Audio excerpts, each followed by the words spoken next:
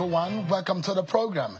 This is Sunday Politics live on Channels Television. I am Sean Kimale, coming to you from Abuja. It's been a day of intense security consultation at the presidential villa, where President Bola Tinubu is met behind closed doors with the nation's service chiefs and heads of intelligence agencies. In that meeting were the Chief of Defense Staff, General Olufemi Oluyede, the service chiefs across the Army, Navy, and Air Force, the Chief of Defense Intelligence, the Inspector General of Police, and the Director General of the DSS, all gathered for what the presidency described as a critical security briefing. And let's bring you up to speed with some of the breaking news coming out of that meeting.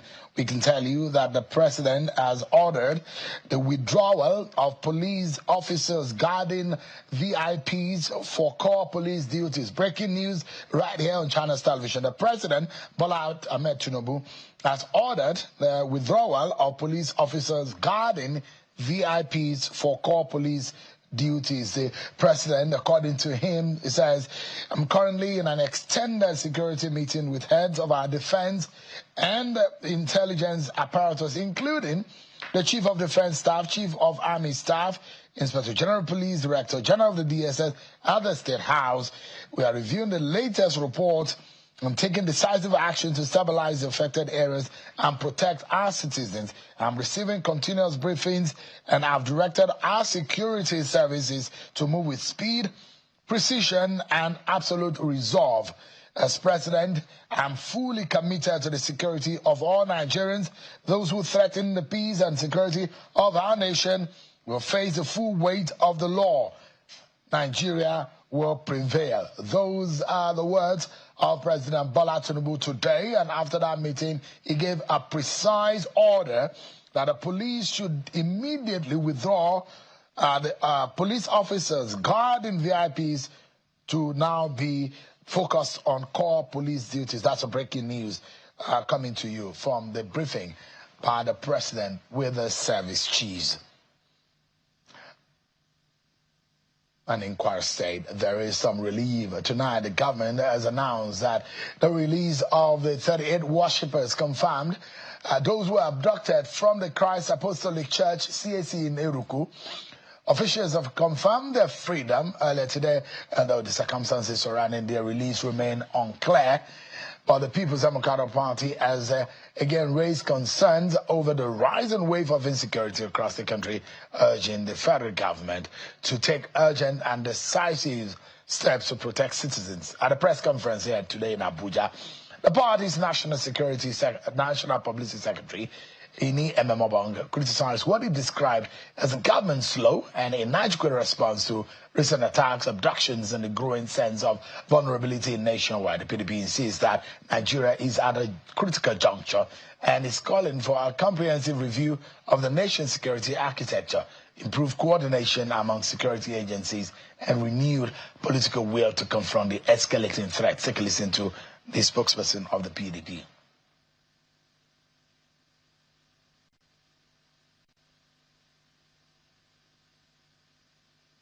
We are aware that the closure of schools in these areas is already being implemented by some state governments and is currently being contemplated by the federal government.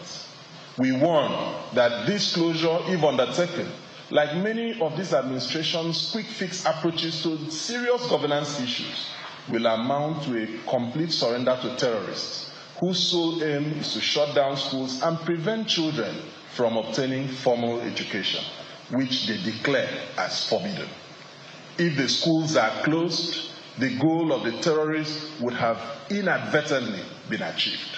We again remind the President, Asiwaju Bola Ahmed Tinubu, and the entire APC-led federal government that the security of lives and property is the primary function of any government.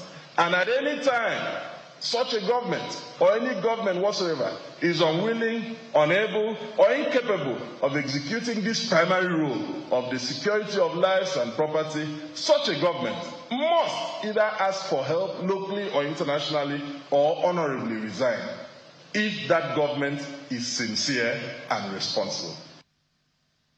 That's a spokesperson of PDP. Well, we'll be bringing you some of the soundbite and the latest stories coming from Kwara State. As we understand that the governor of Kwara State has received the abductees, the 38 of them, victims of the Eruku church attack.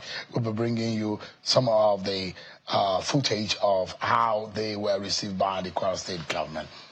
But across the country, the bigger picture is troubling. Nigeria is grappling with fresh waves of kidnappings, targeted killings, and widening insecurity in the land, raising once again the question of whether the nation's policing architecture, as currently designed, can meet today's realities.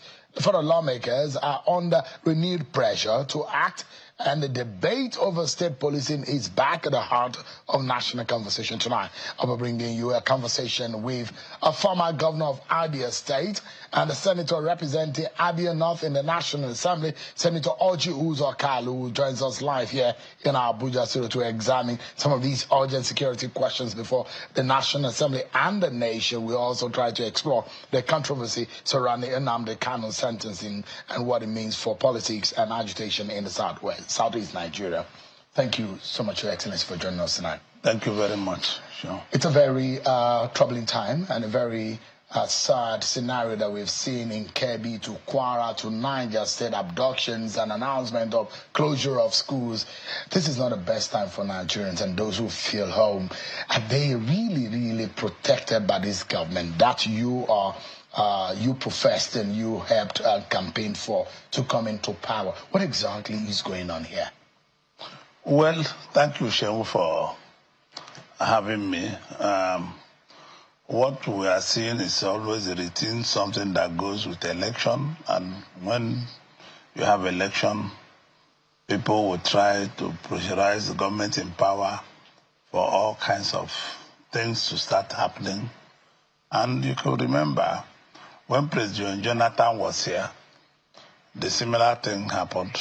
They put a lot of pressure on the president, and the terrorists and the bandits are orchestrated by some members of international community and local people who really want to, destabilize government. These are not things that were unusual, but I'm sure you can see that President Tinubu is equal to the task.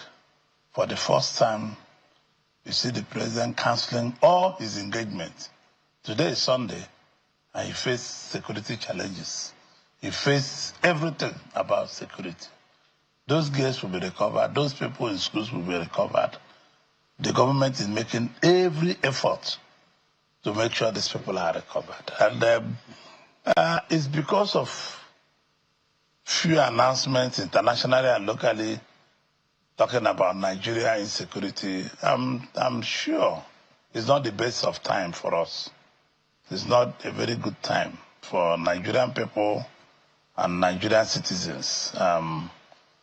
Our service chiefs, our security operatives have gone fully on duty to see what they can do. We will track them down. It's a challenge. The essence of government is to protect lives and properties, and will be equal to the task. So you are inferring that this is politically motivated? This is politically motivated. What we are saying, the kidnapping? But you can see it. Nobody should tell you. No, but do you have evidence to allude to the fact that it is politicians that are behind? No, let me ask you a question. You can see this is happening time without number. For the past few months, we have been quiet until President Trump talks about people being killed in Nigeria, and you can see people talk about 2027 election, this and that, and you can see these are all about politics, but we're equal to the task. The federal government will move to challenge these people. I would like you to educate us more, if you are really in the know of the politicians who are behind this. Are those in the ruling party or in the opposition? Or who are these politicians? Are they Nigerians? Or who are these people who are politically entrenching insecurity in Nigeria for political gains, as you are inferring tonight? No, these people are partially machineries bought by politicians. These people are people bought by individuals. These people are people centered to destabilize a president that is ready to fight for our economy, that is ready to revamp the economy, that has been trying his best to see what he can do. Is the president aware of this information you're giving to her? Absolutely. The president is the president of Nigeria. And the president of Nigeria have a lot of information around him. So President Tinubu knows that this is political. I can't say, but presidents have information around. You know these people? No, there are people that are doing this. The intelligence community knows these people. And you are aware too? Well, as a citizen of Nigeria, overall the international back and forward, I am aware that people are sponsoring this thing to destabilize the government. To what end? They want Tinubu to fail or what? Of course, that is the issue. They want Tinubu not to come. This insecurity and abduction is about 2027. But you know they did it to Jonathan, and you know this is about 2027. It's not anything more than 2027. Senator, so, one will imagine that the way President Tinubu is working on Sunday, we thought that some of you who are in the National Assembly, who are supposed to put more pressure on the service chiefs and those who are in charge of our security, who also work on the weekend to ensure. We are working on weekend. I just left the Senate President. The Senate President is still in his office. We are working. What are you doing? We are discussing on how to solve these problems. Nobody is sleeping. You can see I'm wearing like a cowboy. I'm wearing my normal attire. We are combatant ready to fight. So we're just coming out of our offices. What are you discussing? We are discussing the security issues. What solutions have you come up with? But it's not what I'm going to tell you here. We will discuss our issues and hand over to security chiefs to see what they can do. Because we imagine that there will be laws. We've been going back and forth on state policing, how to ensure that policing is better, security is better. But the National Assembly seems to be going for doing closed-door meetings, even from the Ninth Assembly. There are summits in the House of Reps when Femi Gbajabiamila was Speaker. All of the recommendations, why has it been difficult for us to be able to achieve and come together to come up with a solution, a solid solution on security in our country? Sean, you should know that democracy is very, very slow. Democracy is not autocratic. It's not something you just come and say this. We do this law, we send it to House of Assemblies. House of Assemblies will vote 2/3. We need 2/3 of majority of every houses of assembly in Nigeria to amend the laws. And that is what we have been working. You talked about Nice Senate. The Nice Senate did all this law, recommended everything they recommended, and most of them came back without the approval of 2/3 of the houses of assembly. So you cannot blame the National Assembly. As I'm talking to you, the Senate President is still in his office. As I'm talking to you now, I just left him a few minutes ago. So we are working. We are more concerned than you because our constituencies are putting pressure on us. I'm harassed. Let me ask you, the president has today ordered the withdrawal of VIP protection and that police officers should now focus on their core duties. But this is not the first time we're seeing that directive coming from the federal government, from the past Inspector General of Police. But yes, we revert to it. We see a lot of police officers carrying handbags and helping big madams open their doors and closing their doors. What do you make of this kind of order by the president? The president is just right. The Senate last week just approved to the president executive to recruit 100,000 soldiers. And the Senate are making arrangement to also approve more, appealing to the executive to recruit more police people. We need manpower. This is a population of almost 300 million people. We are not 250 million. Why is this government and your party so sluggish about what you promised Nigerians? Part of the renewed hope agenda promise of President Bola Tinubu to Nigerians is that he was going to get more boots on the ground. How much of these boots on the ground have we gotten? Nigeria is highly under-policed. No, let me tell you, Sean, we cannot force anybody to join the Nigerian police force. We have advertised. Did you apply? I have a job here. Yes, and those people you are talking also feel they're having a job somewhere else. So we are doing everything possible. President Tinubu is having sleepless nights every day about Nigeria. And I can assure you that things will get better. There seems to be some disappointment in some quarters that some of you who are being paid heavily by the Nigerian money, those of you who sit in the National Assembly, would have rapidly, in the last 2 years plus, make sure that security is top on your agenda, and it's possible for you in 1 year to be able to pass resolutions and make laws that will ensure security of this country. Why has that been so difficult for you? Shegu, we have made a lot of laws, and you continue. We are talking about security. If you are not secure, can you be able to make laws? Let me tell you, Shegu, when I was governor, security was top priority on my own, because the Constitution itself said that a government should be first secure the people. So this is a very huge country. This is a country where the citizens don't even know what they're supposed to do. So this is a country where people do not encourage government to do what? Government make laws, make everything, and the people break the laws on the way. Because first, we're under police, people refuse to join the police force, people refuse to join the military, and you cannot force them. The numbers are there. President Tinubu, when he came in, is not the only issue, Nigerians, they pay huge amount of money to cater for you and your colleagues. No, I don't know about that you are talking about. No, we pay your salaries, we pay your emoluments, we pay your constituency allowances. Let me tell you, if the Nigerian people are being kidnapped and killed, Senator, Nigerians are out there being killed and being kidnapped, 300 and something students, 35 people in the worship center. If you want to talk about the national, and you don't see any urgency in taking action, Senator. We see every urgent to do laws, and we are doing the laws. It's not our job to implement the laws. There's no concrete law that has been made. It is not true. We are not in this 10th assembly. It means I follow the National Assembly every day. It means we are not. Give us one law that you have made in the last 3 years, Senator. Give me one law we have not made under the government of Fabio and Can you give me one law we have not made in assembly? We have made laws that will propose. It's just that Nigerian people remain on how to circumvent the laws made. The federal government are doing their best. The state governors are doing their best. This country is too large. And to a person that the policing is not enough. People like the Inspector General of Police are having sleepless nights.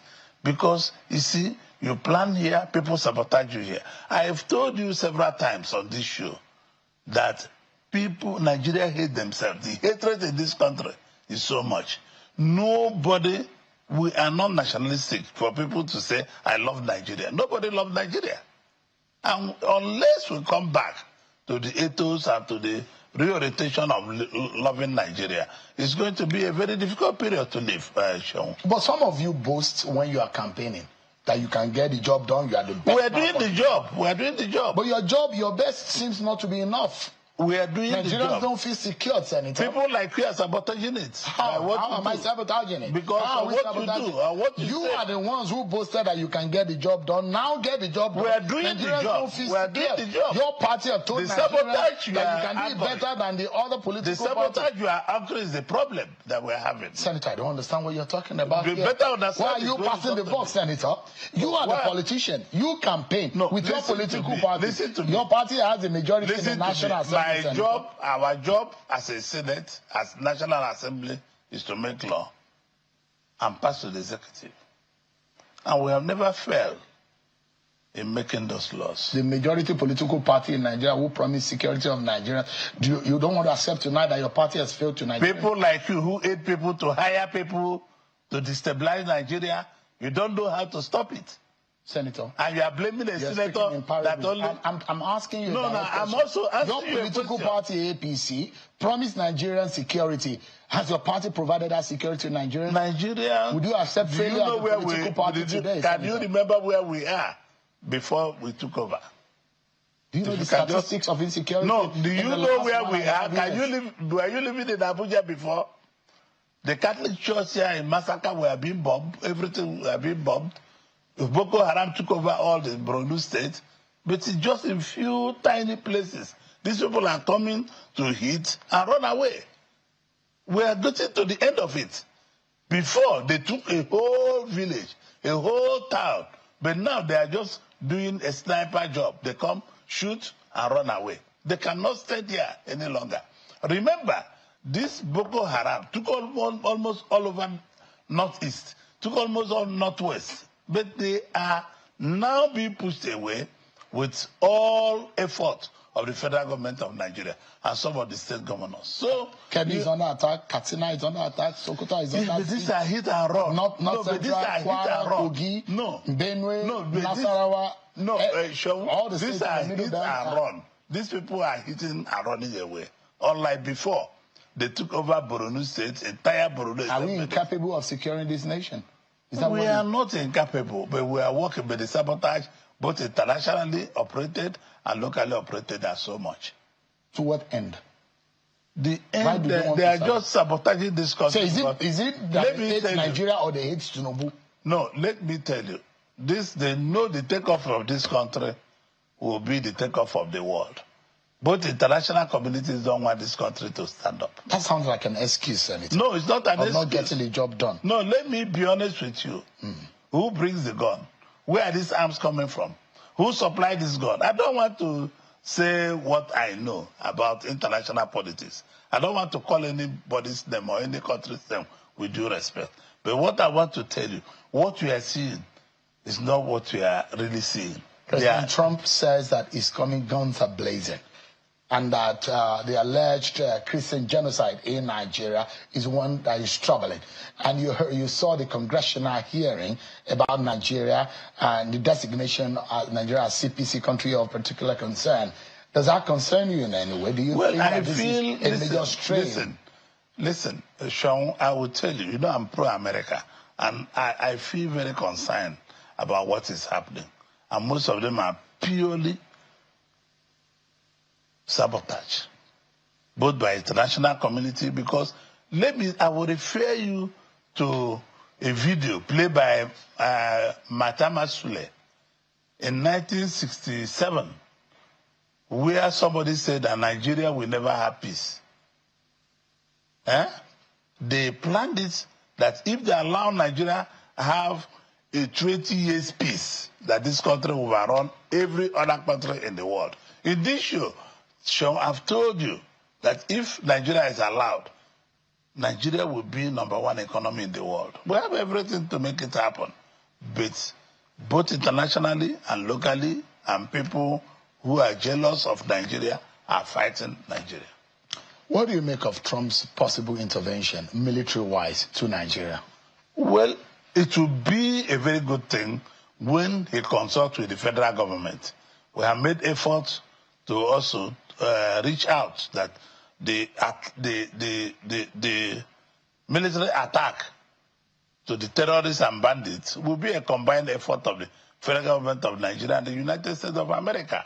I don't see anything wrong to fight the bandits and the terrorists. I don't see anything wrong. So you agree that Trump should come in? Let me tell you, when President Obasanjo was president, I'm one of those who supported that Africans should be in Nigeria with 10,000 US soldiers. Those are part of the problem I had. I'm one of those who openly, I was called all kinds of names, agent of CIA, agent of Heaven and Earth, agent of this, because I supported openly in the Council of State that America should establish a base in Nigeria, a base in Gulf of Guinea, because it's going to serve a lot of purposes in Nigeria. It's going to serve, stealing of our crude oil will no longer be there because they have a subland, all the water there. And security will be tough. What is happening today will not happen. So I want Nigerian people and Nigerian leaders not to be short-sighted. What Trump is saying is a reality. I support what he's saying, but it has to be harmonized between federal government of Nigeria and the United States of America. And even when he's called Nigeria a now disgraced country. It doesn't make any meaning what he calls us. We're a country, we are proud of our country. I'm proud of government of Nigeria. Whatever he calls us is what he wants to say. He's in his house, we're in our country. So for me, we need to work together with the United States of America.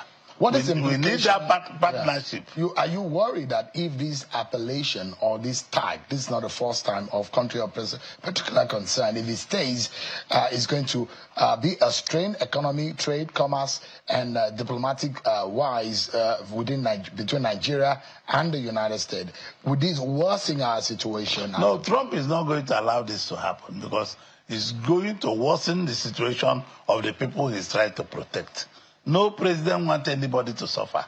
Whether it's a half president, or it's a big president, or it's a small president, no president or the leader wants the people he rules or people of a particular country to suffer.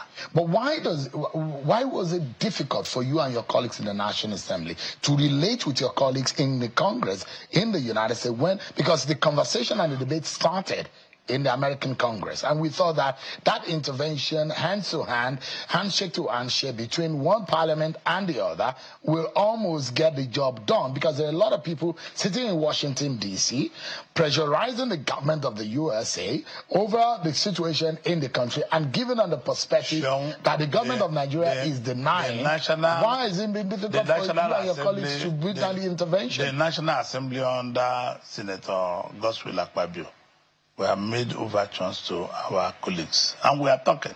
It's not what I will come here to tell you. We are talking with United States Senate. We are talking with their congressional leaders. We are talking with all kinds of people there. And it's not everything that we allow the press to come in. We are talking. Efforts are being made, seriously.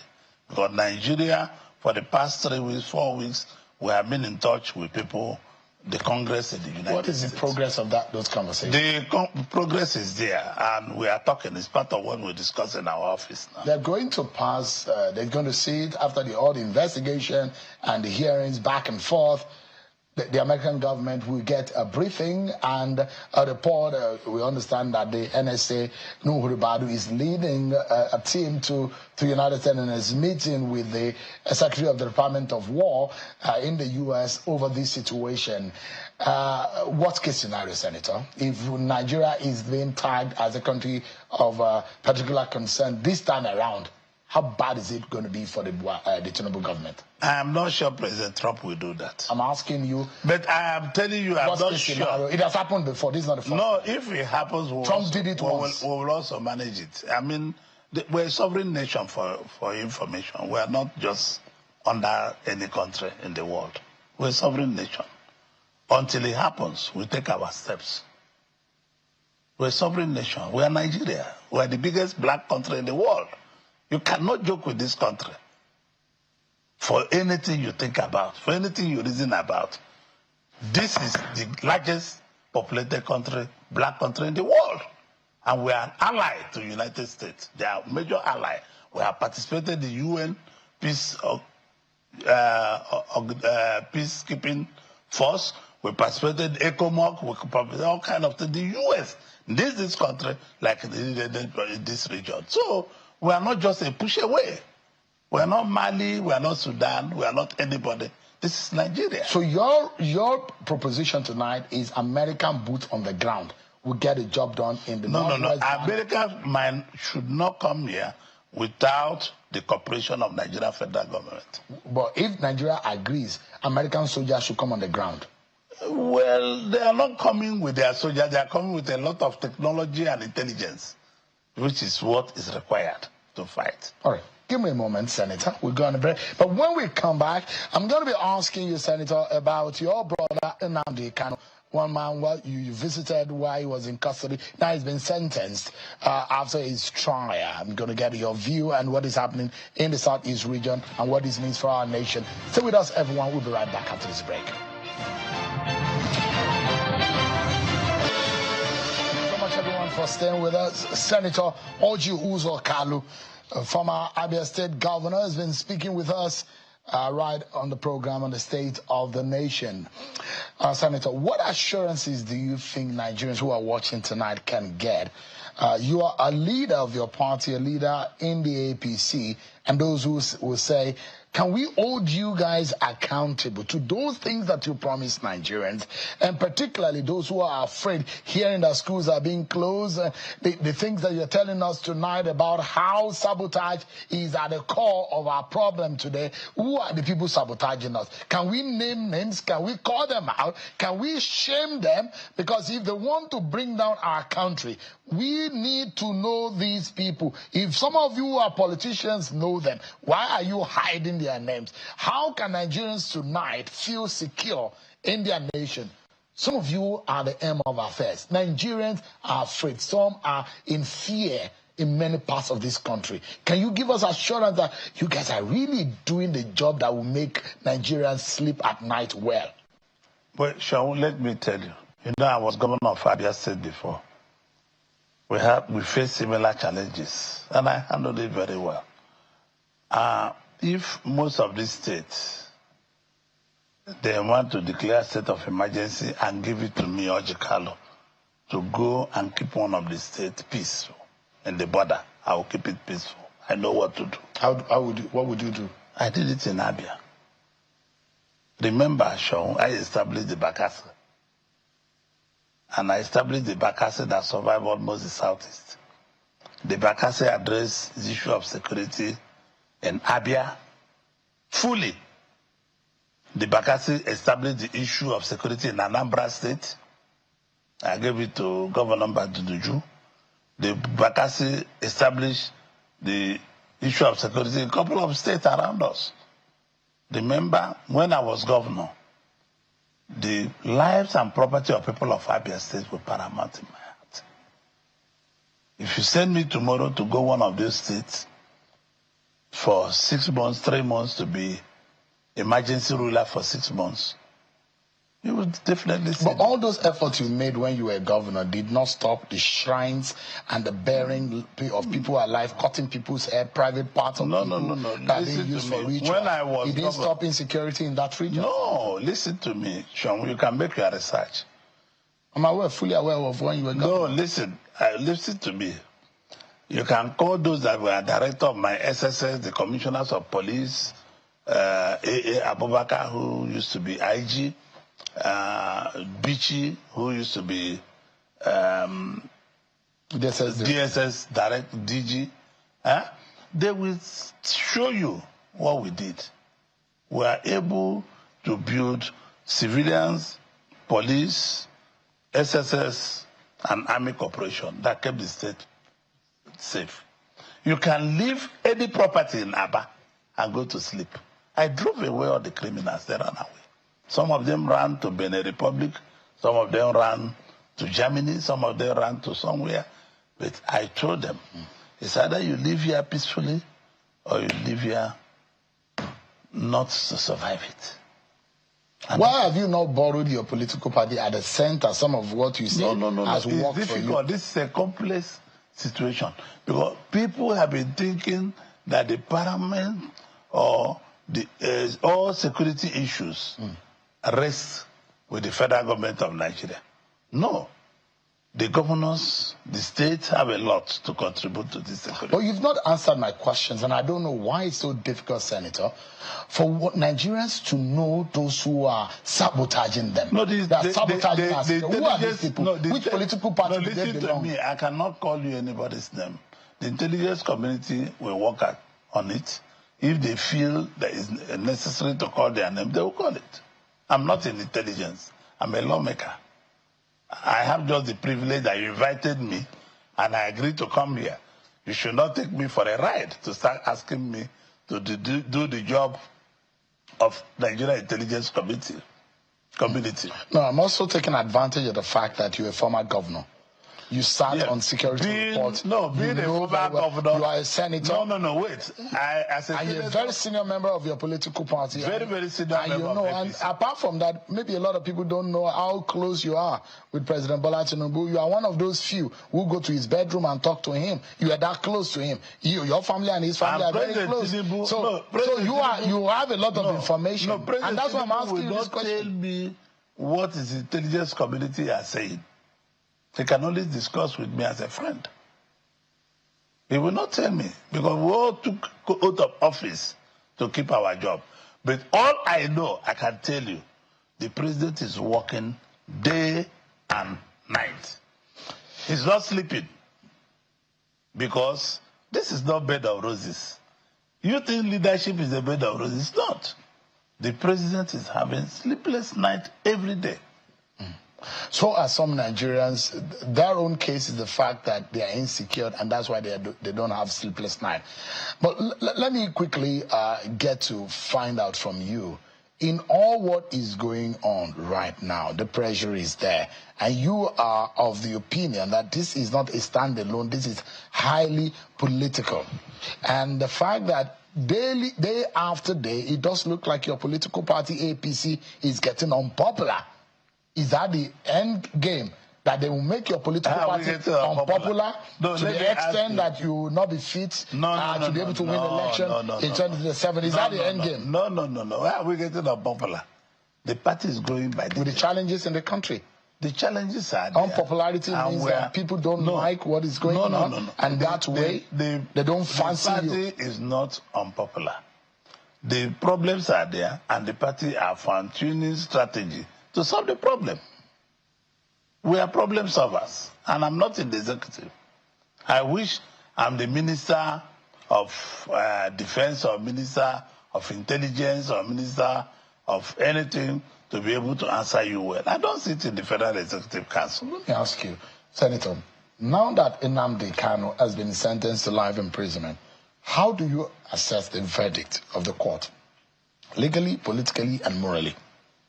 Well, Shaw, I want to use two theories, like I told you before in this show, that I wouldn't like to talk about those issues, but I want to use two theories that are profounded by two Nigerians just in the last 48 hours.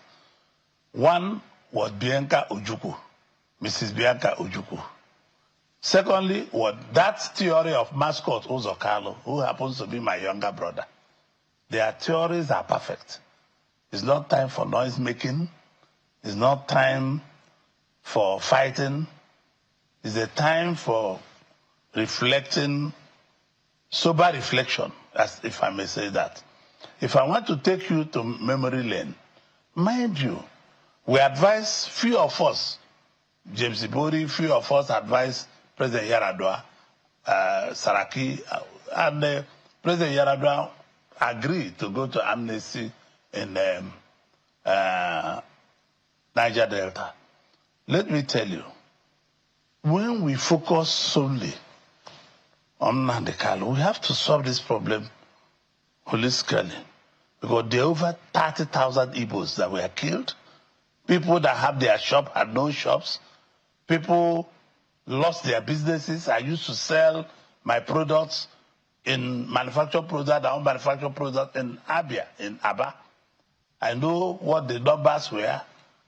And people are just talking about soldiers killed and not the rest of them. There are many people that lost their jobs. There are many people that lost their shops. There are over 30-something thousand Igbos that were killed in this process, and nobody talks about them. The problem of Nnamdi Kanu is what we need to solve. Political process. Not so longer like Bianca Ojukwu and mascot Orji Kalu profounded. I saw in the news that they should stop the noise. They should focus on the settlement with the federal government. Let me tell you, I have been working with the federal government of Nigeria on how to solve this issue. And nobody should question the decision of Justice Omotosha, because Justice Omotosha's question is the judgment of the court.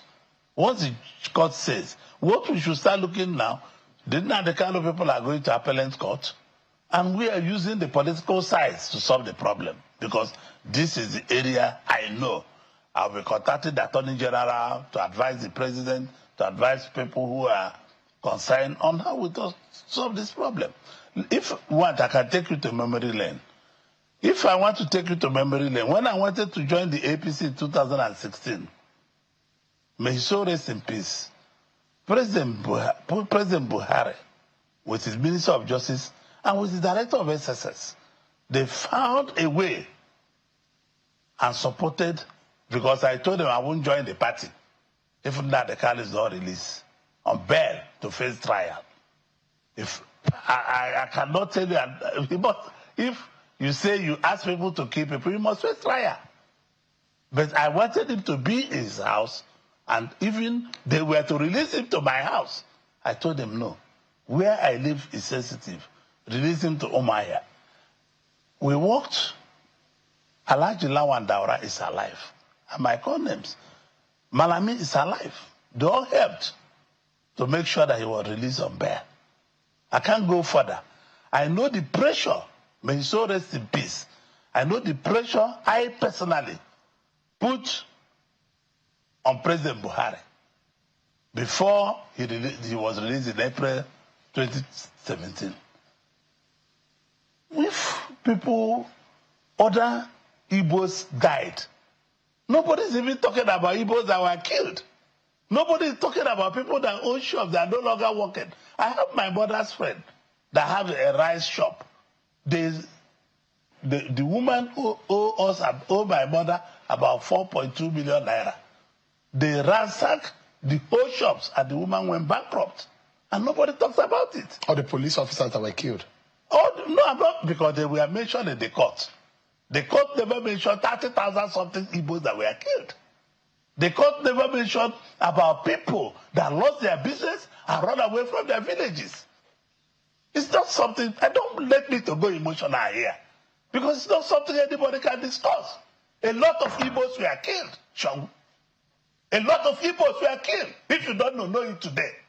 Let Igbos stop being emotional.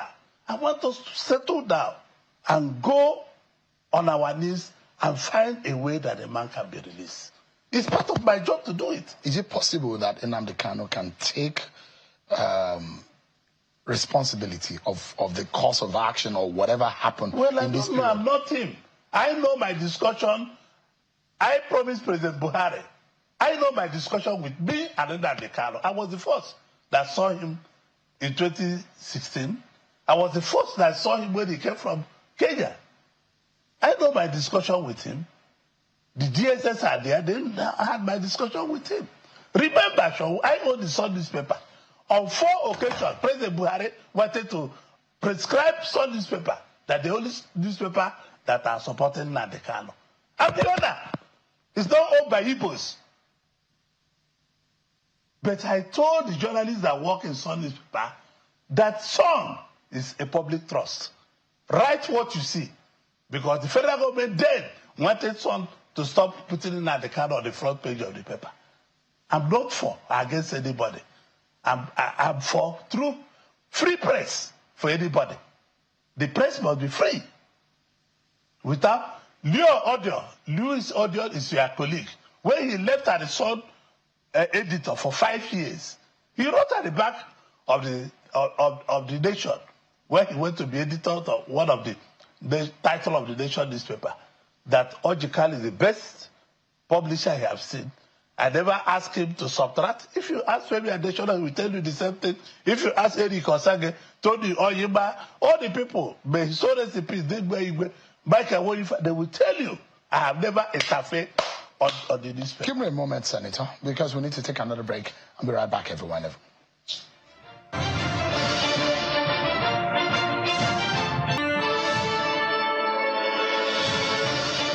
Thanks so much, everyone. We are totally out of time.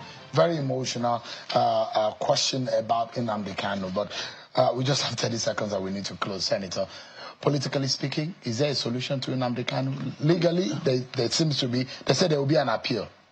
Yes, once they are appealing, and I've told you we will appeal to the federal government of Nigeria. This is where we'll interfere. Politically speaking. Politically speaking, we will appeal to the Attorney General while they are going to the appellate court in the court, which is what is supposed to be. So you should remember, I was given 12 years here. I never insulted the judge. I saw the judge in the National Assembly the other day. He came to be confirmed as a Supreme Court justice. I impressed him and gave him all court seats. You're referencing what happened with Nnamdi Kanu. Because I know we must condemn some certain behaviors. You cannot rant up in a court of competent jurisdiction. I take exception to it. People might say it's good. I mean, Justice Omotosho is just a messenger of the court. And he did his job. If you are displeased, you go to appellate court. It's not to start insulting the man. Senator, we're totally out of time. Thank you so much. Senator Orji Kalu, thanks so much indeed for your time tonight. The breaking news right here on China's television. President Bola Tinubu has ordered the withdrawal of police serving as for VIP protection and for them to go to regular policing duties. Well, that's our program tonight. Everyone, many thanks for watching. I'm Sean Kimale. God bless Nigeria.